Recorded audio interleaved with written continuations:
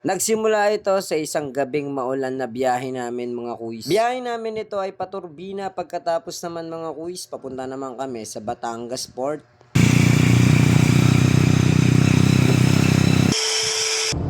Ikaw pa rin ang nakikita, ang yakap. Nakasakay na kami ngayon ng bus. Papunta namin pier. Uy, nagta.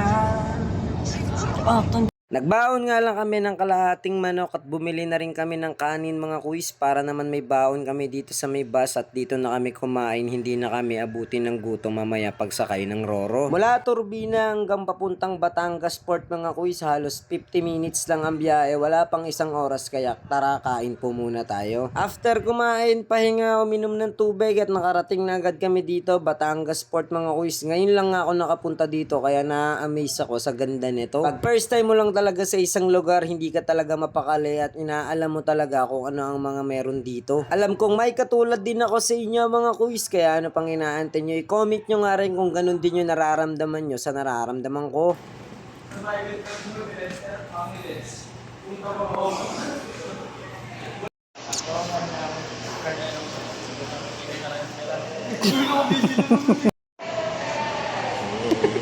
Kanyador.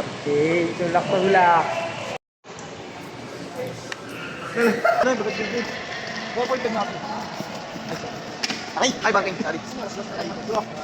Habang papalapit nga na papalapit mga kuys, lalo akong na-amaze at kung ano yung may experience ko pag sakay nga dito. Dahil first time ko nga sumakay dito, hindi ko may paliwanag kung excited ba o kinakabahan. Dito na kami. Pagkasakay nga namin mga kuys, sumakyat kami agad sa parang rooftop nito para magpahangin at na-amaze nga ako, isa pa sa pinaka-ina-amazean ko at ito ay sinasakay dito yung mga ibang sasakyan at kinakaya ng Roro na to. Bago lang ako nakasakay dito at ganito pala yung view dito pag nasa taas na.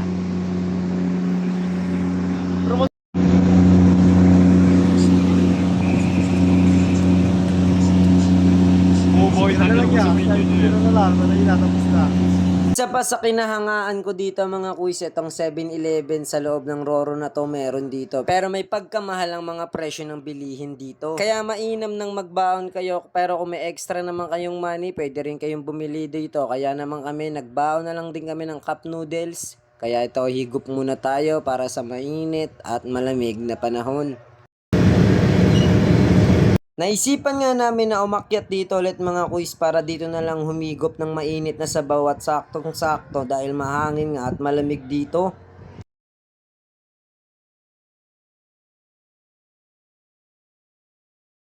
Di ko pa pala nasasabi sa inyo mga kuys na bababa pala kami sa may Calapan Port sa Mindoro na yun mga kuys at malapit na nga kaming bumaba, hindi na nga kami natulog sa biyahe na to. Daya. Kalapan lang. Kalapan.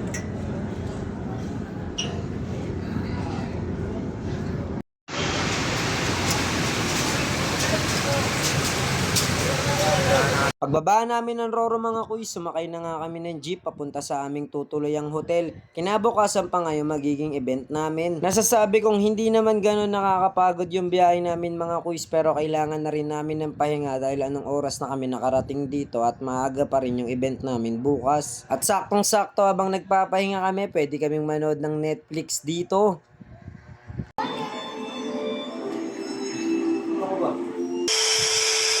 Kinaumagahan, lumabas kami para tumanaw ng magandang tanawin mga kuys. Ito ko nga rin masasabi na napakaganda pala talaga ng Mindoro mga kuys. May malawak silang palayan at may magandang tanawin at sariwang hangin. At after namin tumanaw-tanaw, eto pinadalhan pala kami ng client ng pagkain sa almusal mga kuys. Tara kain po muna tayo.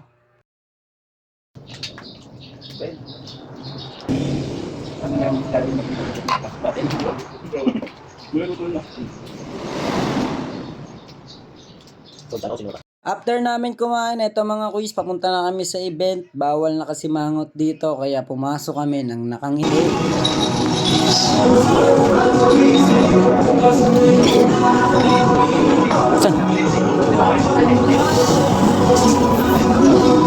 Sakto, nag-aayos pa nga rin dito mga kuis, kaya tumambay muna kami dito. At first birthday pa lang pinuntahan namin dito. Then first appearance namin mga kuis, blow candle. Nagsuot na nga rin kami dito ng mascot. Baka nagtataka kayo mga kuis kung sino ako dito. Ako dito si Goofy, si Kuya Ace naman si Minnie, si Abong naman yung Mickey, at si Arby naman yung Donald Duck. Our mascot, Mickey Mouse, Goofy, and Donald Duck from Disneyland.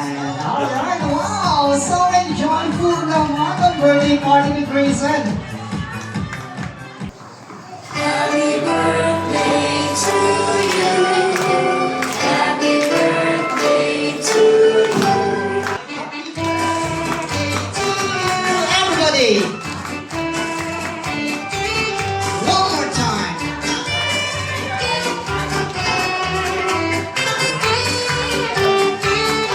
Son, you can blow the candle. Everybody, let's count. 1, 2, 3, blow! Alright! Let's give a round of applause for Mickey Mouse, Minnie Mouse, Goofy, and Donald Duck from Disneyland.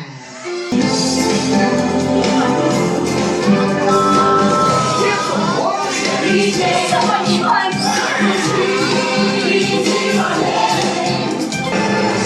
You know what that music is. Stretch break. Come on, get up and stretch with me. Stretch break. Now pop to the sweet flow.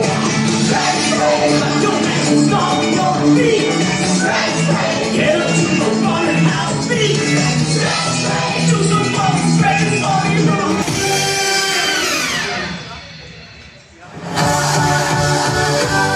Pagkatapos ng magkasunod namin na appearance mga kuis, eto kainan na ulit. Ang dami talagang pagkain dito at ang sasarap pa. Then pagkatapos namin kumain mga kuis, balik na ulit sa last set namin. Ito ang photo op. Dahil ito na yung pinakauli, dito na kami magpipicture-picture lahat ng bisita, mga bata, matatanda, at iba pa. Donald Duck. And of course, together with Kuya Idol, I want to say thank you to everyone and see you next time. Kuya Idol signing off. Thank you. Happy birthday.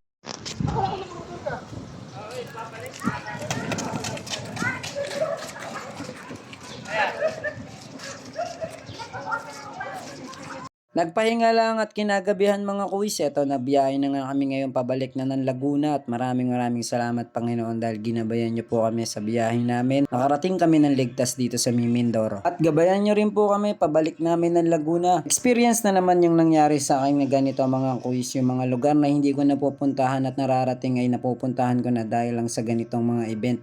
At maraming salamat po kay Kuya JR dahil sa mga ganitong pagkakataon na binibigyan niya ako ng chance na mapasama. Gaya ng sabi ko sa inyo mga kuis, bukod sa pagbabasketball ay isa sa kinahiligan ko na rin ang pagsasayaw at dahil dito kumikita naman tayo kahit papano. Bukod doon, nag-i-enjoy ako sa mga ganitong ginagawa ko mga kuis at nagiging masaya ako.